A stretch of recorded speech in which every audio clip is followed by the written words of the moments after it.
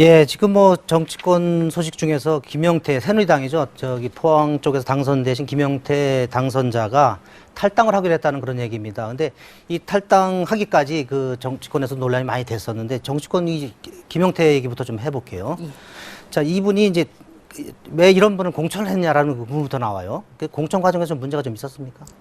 이번에 불거진 그 재수 씨 성폭행 논란은 10년 전에 발생한 겁니다. 그리고 그동안에 계속 문제가 되었고요.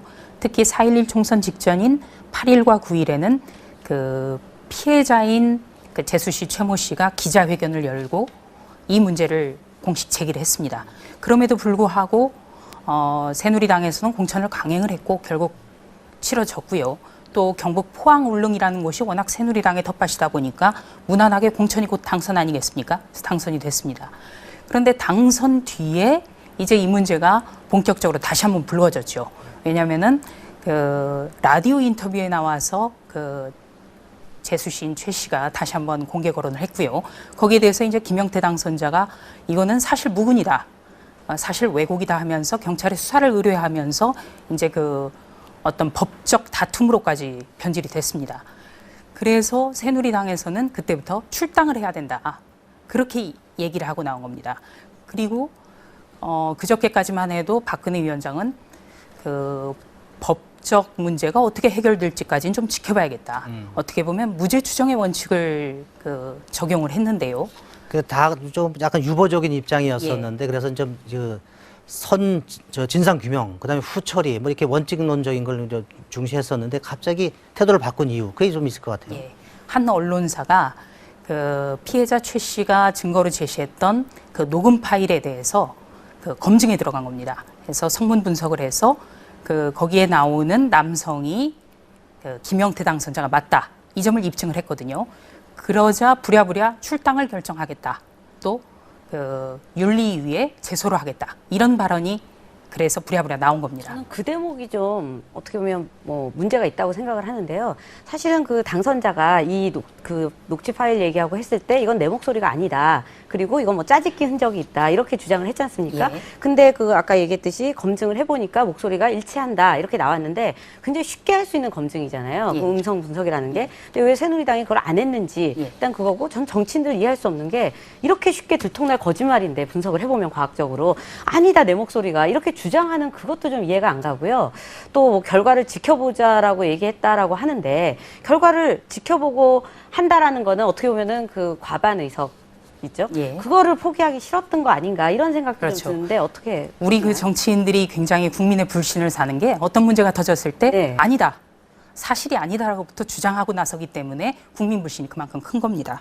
그 이번에 새누리당이 총선에서 얻은 의석은 152석입니다. 전체 의원 수가 300명이니까 과반 의석이 되려면은 151석 이상이 돼야 되는데 김영태 당선자가 출당을 하게 되면 과반 의석이 굉장히 쉽게 말해서 간당간당해지는 겁니다. 그래서 용기를 못 냈던 거죠. 과반이 있어야 마음대로 처리할 수가 있기 때문에. 그래서 지금 그 문대성 당선자 같은 경우도 논문 표절 의혹으로 출당 요구를 많이 받고 있기 때문에 어떻게든 과반 의석은 지켜야겠다, 이런 데서 기인한 어떤 새누리당의 안이한 판단이 이번에 이를 키웠다는 판단입니다. 근데 이제 출당도 못 시키는 거죠. 탈당을 하겠다고 하면은 전 그것도 좀 궁금한데요. 이게 뭐 예를 들면 나 퇴학당할 것 같으니까 자퇴할래, 이런 거 아닌가요? 그렇죠. 일종의 짜고 치는 고스톱인데 출당을 요구하니까 탈당을 하겠다. 물론 명분은 뭐 당에 부담을 주지 않기 위해서 내가 결정했다라는 거겠지만 지금 중요한 거는 총선이 끝났습니다. 그리고 국민이 이미 그 사람을 선택을 했다는 게 문제입니다. 그리고 그 공천 과정에서 철저한 검증이 이루어졌다고 지금까지 자신을 해왔음에도 불구하고 이런 문제가 전혀 짚어지지 않았죠. 그래서 과연 공천이라는 것이 어떤 이 사람은 해줘야겠다, 미리 정해놓고 그냥 요식행위로 끝난 거 아니냐, 이런 비판을 피할 수 없게 됐습니다. 그럼 이제 이분이 이제 그 탈당 의사를 밝혔는데 이제 의원직 사퇴 얘기는 안 나와요. 그래서 이제 뭐 여성계라든지 일반 국민들은 이게 좀 행동 자체가, 물론 이제 그 규명은 해봐야겠습니다. 좀 파렴치 않은 행동이어서 일반 상식으로 의원직까지 내놔야 되는 거 아니냐라고 하는데 지금 탈당한 걸 보면 의원직을 내놓을 의사가 좀 없는 것처럼 보여요. 앞으로 좀 어떻게 될 것 같습니까? 여기서 지금 김영태 당선자와 그 새누리당 같은 경우에는 그 출당 그리고 탈당으로 매듭을 지으려는 좀 그런 기색이 역력하고요. 근데 일단 새누리당 같은 경우에는 출당으로 끝낼 일이 아니라 아까도 말씀드렸다시피 공천 과정에서의 어떤 투명성이 없었던 데 대해서 사과를 해야겠습니다. 그리고 우리 사회가 요구하는 거는 거창한 어떤 그 성인 군자를 요구하는 게 아니거든요.